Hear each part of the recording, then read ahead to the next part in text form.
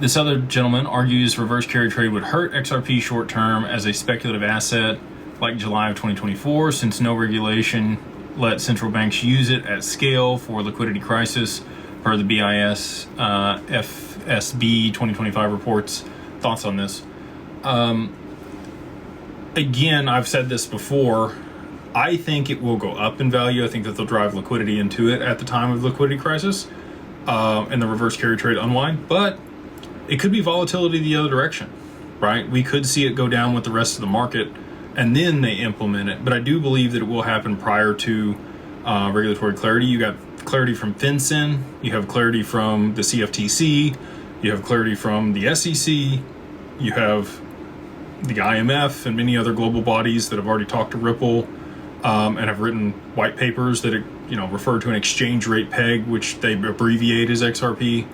The BIS has put out a lot of different working papers around distributed ledger technology and the implementation of it.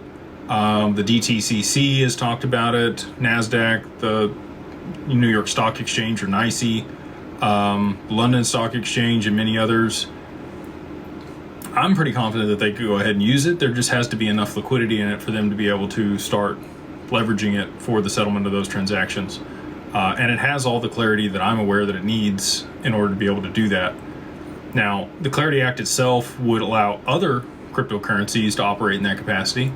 But until that's in place, XRP is really positioned as the unique option to be able to facilitate all of that because of the latency and the fees associated with it in comparison to Bitcoin and ETH.